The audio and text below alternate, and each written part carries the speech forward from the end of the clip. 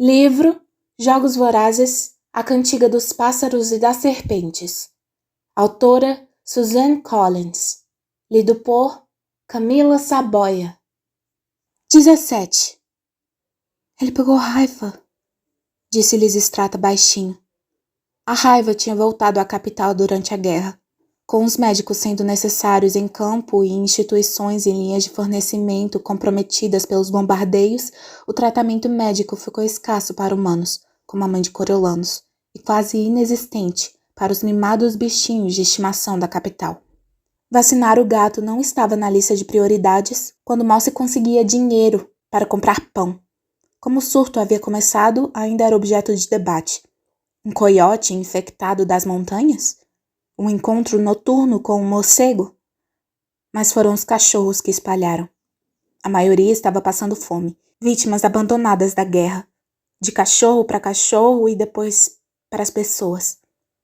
A epidemia se desenvolveu com velocidade inédita e matou mais de 10 cidadãos da capital, até que um programa de vacinação controlou a doença.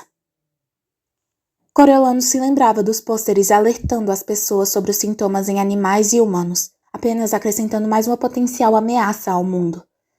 Ele pensou em Jessup, com um lenço pressionado contra o pescoço. Mordida de rato? Não foi rato, disse Lisistrata, com choque e tristeza no rosto. Ratos quase nunca transmitem raiva. Deve ter sido um daqueles guaxinins sarnentos. Lucy Gray disse que ele mencionou algo sobre pelos e eu supus... Ele parou de falar. Não que importasse o que tinha mordido Jessup. Era uma sentença de morte, como quer que fosse interpretada. Ele devia ter sido infectado 2 semanas antes. Foi rápido, não foi? Muito rápido. Porque ele foi mordido no pescoço.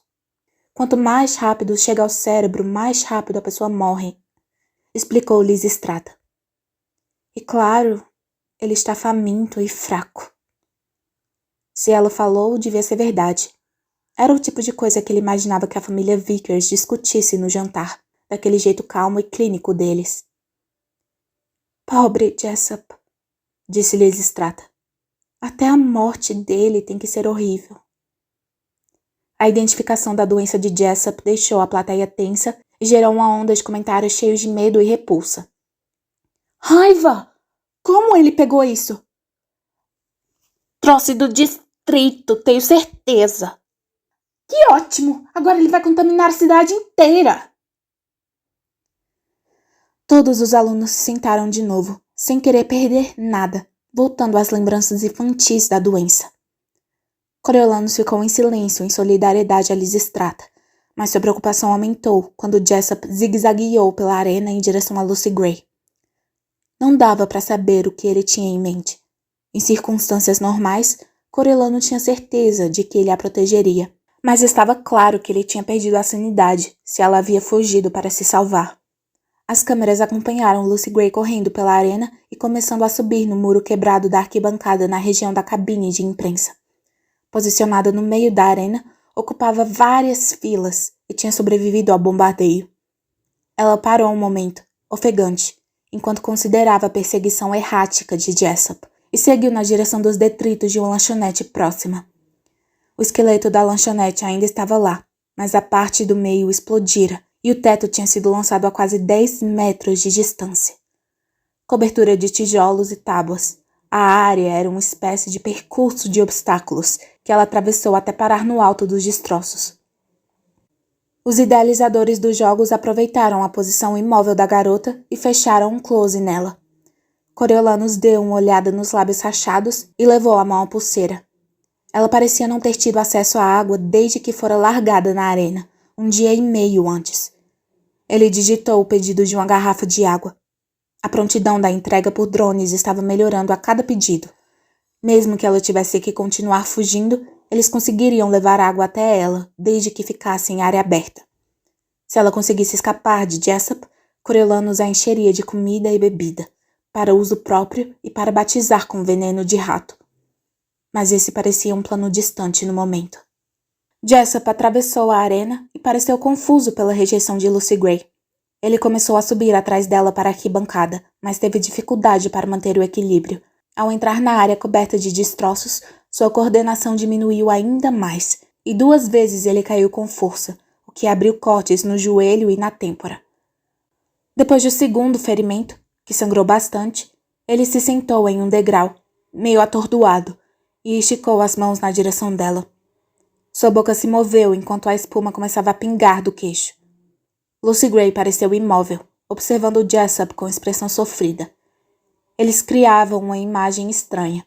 Garoto espumando, garota encurralada, construção bombardeada. Amantes desafortunados encontrando o destino. Uma história de vingança, voltando-se contra si mesma. Uma saga de guerra que não aceitava prisioneiros. Por favor, morra, pensou Coriolanus. O que concretamente matava quando se tinha raiva? Não dava para respirar ou era o coração que parava? Fosse o que fosse, quanto antes acontecesse a Jessup, melhor seria para todos os envolvidos. Um drone carregando uma garrafa de água voou pela arena e Lucy Gray ergueu o rosto para acompanhar seu progresso trêmulo. Ela passou a língua pelos lábios com expectativa. No entanto, ao passar por cima da cabeça de Jessup, algo foi registrado e um tremor sacudiu seu corpo. Ele bateu no drone com uma tábua e o objeto caiu na arquibancada. A água escorrendo da garrafa rachada o deixou em um estado de agitação apurada. Ele recuou, tropeçou nos assentos e foi direto para Lucy Gray. Ela, por sua vez, começou a subir ainda mais. Coriolanus entrou em pânico. Apesar de a estratégia de botar os destroços entre si e Jessup ter certo mérito, ela estava correndo perigo de ser isolada do campo.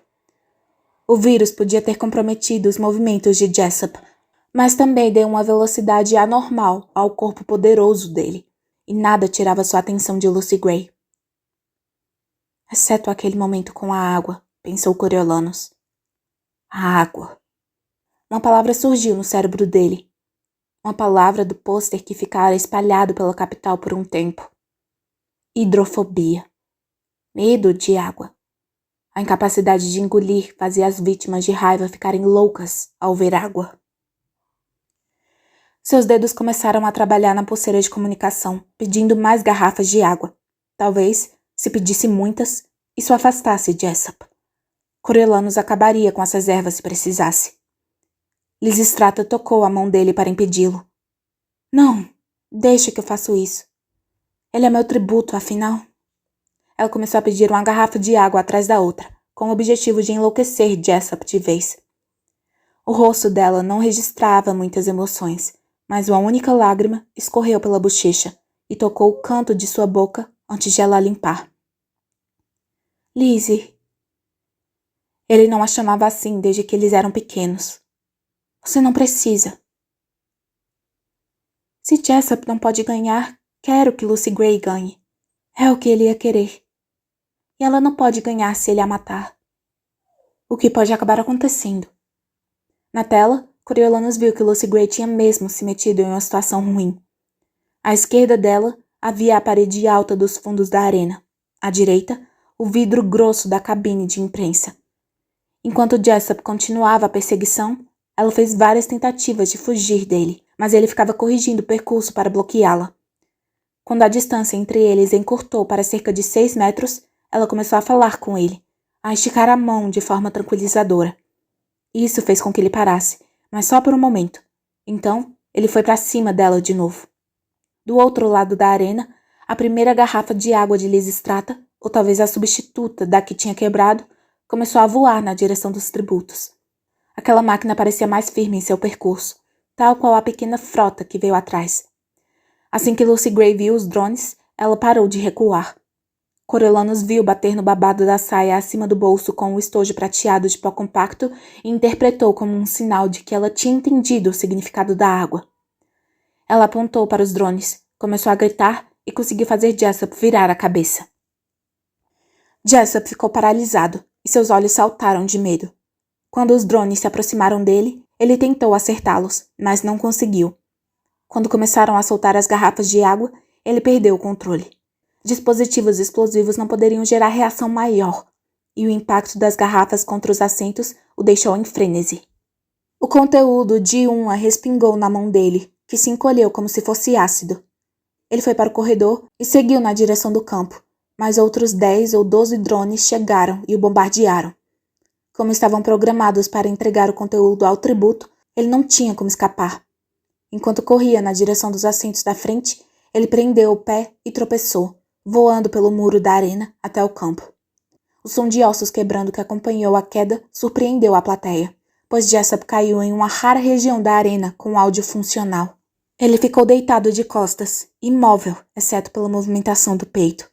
As garrafas que restavam caíam nele, enquanto ele repuxava os lábios e os olhos mantiveram-se fixos no sol forte que cintilava na água. Lucy Gray correu pelos degraus e se dependurou na amurada. Jessup! O máximo que ele conseguiu fazer foi desviar o olhar para o rosto dela. Coriolanus mal conseguiu ouvir o sussurro de Lysistrata. Ah, não. Não deixe que ele morra sozinho. Pesando o risco, Lucy Gray parou por um momento para avaliar a arena vazia antes de descer pelo muro quebrado até chegar nele. Coriolanus queria gritar. Ela precisava sair dali. Mas não podia fazer isso com Lysistrata ao seu lado.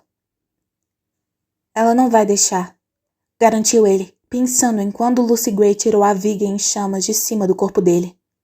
Não é o estilo dela. Eu ainda tenho algum dinheiro, disse Lysistrata secando os olhos. Vou mandar comida. Jessup seguiu Lucy Gray com os olhos quando ela pulou o último metro até o campo, mas pareceu não conseguir se mexer. Ele teria ficado paralisado pela queda? Lucy Gray se aproximou com cautela e se ajoelhou fora do alcance dos longos braços dele. Tentando sorrir, ela falou. Você vai dormir agora. Está ouvindo, Jessup? Pode dormir. É a minha vez de ficar montando guarda. Ele pareceu registrar alguma coisa. A voz dela, ou talvez a repetição de palavras que ela tinha dito para ele ao longo das 2 semanas anteriores. A rigidez sumiu do rosto dele e as pálpebras tremeram. Isso mesmo. Pode descansar. Como você vai sonhar se não dormir? Lucy Gray chegou para frente e botou a mão na testa dele. Está tudo bem. Eu vou cuidar de você. Estou aqui. Eu vou ficar aqui. Jessup olhou fixamente para ela enquanto a vida se esvaía lentamente do corpo dele, até o peito ficar imóvel. Lucy Gray ajeitou a franja dele e se sentou sobre os calcanhares. Deu um suspiro profundo e Coriolanus percebeu a exaustão dela. Ela balançou a cabeça, como que para se despertar, pegou a garrafa de água mais próxima, abriu a tampa e tomou toda em poucos goles. Tomou uma segunda e uma terceira. Depois, limpou a boca com as costas da mão. Ela se levantou e examinou Jessup. Abriu outra garrafa e jogou no rosto dele, para lavar a espuma e a baba. Do bolso, ela tirou o guardanapo branco de linho que tinha forrado a caixa que Coriolanus levou para ela na última noite. Ela se inclinou e usou a beirada para fechar delicadamente os olhos de Jessup. Sacudiu o pano e cobriu o rosto dele para esconder dos espectadores. Os pacotes de comida de Lysistrata caindo ao redor pareceram levar Lucy Gray de volta ao momento presente, e ela pegou rapidamente os pedaços de pão e queijo e enfiou nos bolsos. Reuniu as garrafas de água na saia, mas parou quando o Reaper apareceu do outro lado da arena. Lucy Gray não perdeu tempo em sumir no túnel mais próximo carregando as dádivas. Reaper a deixou ir, mas foi recolher as últimas garrafas de água na luz fraca, reparando em Jessup, mas deixando o corpo em paz. Coriolanus achou que podia ser um bom sinal para considerar mais tarde. Se os tributos se habituassem a recolher as dádivas dos mortos, eles cairiam direitinho no plano do envenenamento. Mas não teve muito tempo para pensar nisso, pois Lepidus chegou para falar com Lysistrata. Opa! Disse Lepidus. Isso foi inesperado. Você sabia da raiva? Claro que não. Eu teria alertado as autoridades para que examinassem os guaxinins do zoológico se soubesse, disse ela. O quê? Você quer dizer que ele não trouxe a doença do distrito? Perguntou Lepidus. Lysistrata foi firme. Não, ele foi mordido aqui na capital. No zoológico? Lepidus pareceu preocupado. Muitos de nós têm passado um bom tempo no zoológico. Um guaxinim foi até o meu equipamento e ficou arranhando com aquelas mãozinhas e... Você não pegou raiva, disse Lisistrata secamente. Lepidus fez um movimento de garras com os dedos. Estava tocando nas minhas coisas. Você tem alguma pergunta sobre Jessup? Perguntou ela. Jessup? Não, eu não cheguei perto dele. Você quer dizer... Você tem algo a comentar? Tenho. Ela respirou fundo. O que eu gostaria que as pessoas soubessem sobre Jessup é que ele era uma boa pessoa. Ele jogou o corpo sobre o meu para me proteger quando as bombas começaram a explodir na arena. Não foi nem um gesto consciente. Ele agiu por reflexo. Ele era assim de coração. Um protetor. Acho que ele nunca venceria os jogos porque teria morrido tentando proteger Lucy Gray. Tipo um cachorro! Lepidus assentiu. Um cachorro muito bom. Não como um cachorro. Como um ser humano, disse Lisistrata. Lepidus olhou para ela, tentando decifrar se ela estava brincando. Lucky, algo a dizer do quartel-general? A câmera pegou Lucky roendo uma cutícula teimosa. O quê? Ei! Não tem nada acontecendo lá em cima agora. Vamos dar uma olhada na arena, que tal? Fora do foco das câmeras, Lisistrata começou a recolher as coisas dela.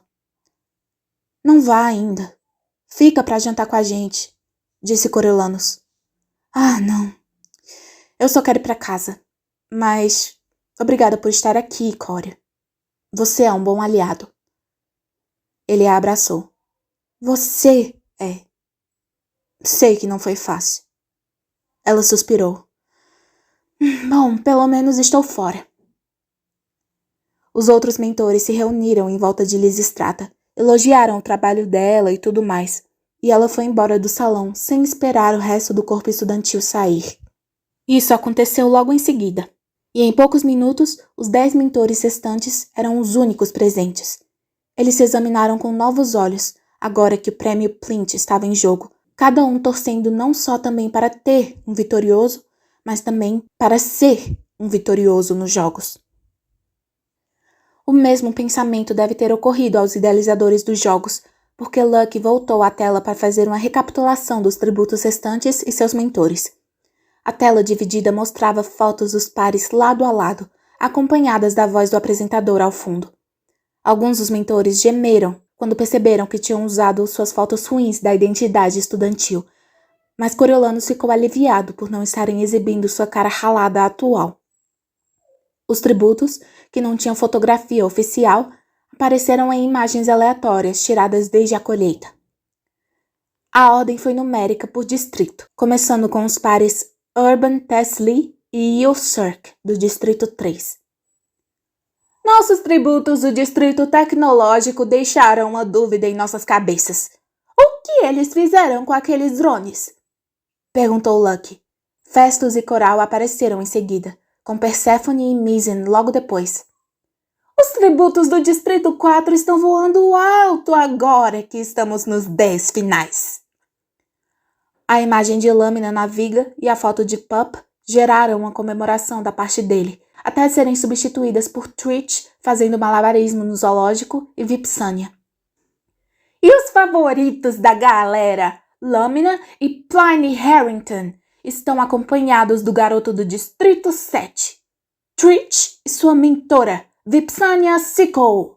Portanto, os distritos 3, 4 e 7 estão com equipes intactas. Agora, os tributos sozinhos. Uma imagem borrada de Wolve agachada no zoológico apareceu, acompanhada de Hilarius com uma explosão horrível de acne no rosto. Wolve do 8, com Hilarius Heavensby como guia.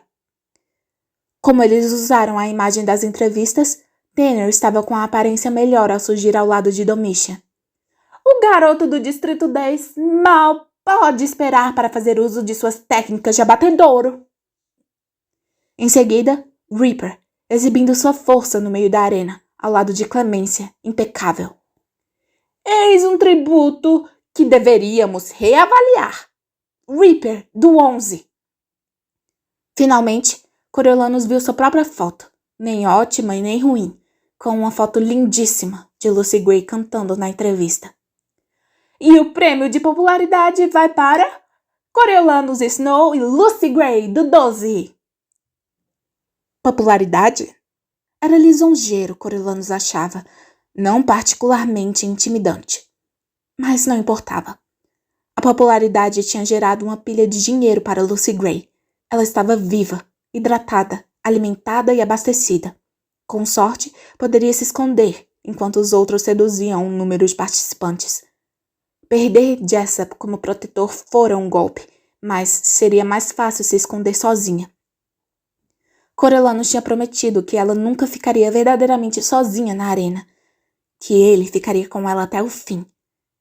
Ela estaria segurando o estojo de pau compacto agora? Pensando nele como ele pensava nela? Coriolanus atualizou sua lista de mentores, sem sentir prazer nenhum ao riscar Jessup e Lysistrata. 10ª edição dos Jogos Vorazes. Atribuição de mentoria. Distrito 1. Distrito 2. Distrito 3. Garoto, Cirque. Io Jasper. Garota, Tess Lee. Urban Canville. Distrito 4. Garoto, Misen. Persephone Price. Garota, Coral. Festus Creed. Distrito 5. Distrito 6. Distrito 7. Garoto, Trich. Vipsania Sickle. Garota, Lâmina. Pliny Harrington. Distrito 8. Garota, Wolve. Hilarious Heavensby. Distrito 9. Distrito 10. Garoto, Tanner. Domitia Wimswick. Distrito 11. Garoto, Reaper. Clemência Dothcott. Distrito 12. Garota, Lucy Gray. Coriolanus Snow. O número tinha diminuído consideravelmente, mas vários dos tributos sobreviventes seriam difíceis de superar. Reaper, Tanner, os 2 do Distrito 4. E quem sabia o que aquela dupla metida inteligente do Distrito 3 estava tramando? Quando os 10 mentores se reuniram para comer um delicioso cozido de cordeiro com ameixas secas, Coriolanus sentiu falta de Lysistrata. Ela era sua única aliada real, assim como Jessup foi de Lucy Gray. Depois de jantar, ele se sentou entre Festus e Hilários e se esforçou para não pegar no sono. Por volta das 9, sem nada ter acontecido desde a morte de Jessup, eles foram mandados para casa, com ordem de chegarem cedo na academia na manhã seguinte.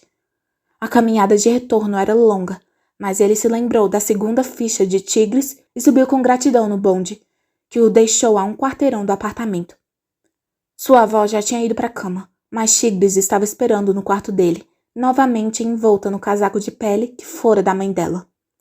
Ele desabou no divã aos pés da prima, sabendo que devia uma explicação do tempo que tinha passado na arena. Não foi só o cansaço que o fez hesitar. Eu sei que você quer saber de ontem à noite, disse ele. Mas estou com medo de contar. Estou com medo de você ter problemas por saber. Tudo bem, Cório. Sua camisa me contou quase tudo. Ela pegou no chão a camisa que ele tinha usado na arena. As roupas falam comigo, sabe? Ela esticou a camisa no colo e começou a reconstruir os terrores da noite dele, primeiro erguendo o corte sujo de sangue no tecido da manga. Aqui. Aqui foi onde a faca te cortou. Os dedos dela percorreram o dano no tecido. Todos esses cortezinhos e a forma como a terra entrou me disseram que você deslizou, ou talvez tenha sido arrastado, o que bate com um arranhão no seu queixo e o sangue na gola. Tigres tocou na região da gola e seguiu em frente. Aqui, na outra manga, pela forma como está rasgada, eu diria que ficou presa em arame farpado, provavelmente na barricada. Mas esse sangue aqui, o que está espirrando no punho, acho que não é seu. Acho que você teve que fazer alguma coisa horrível lá dentro.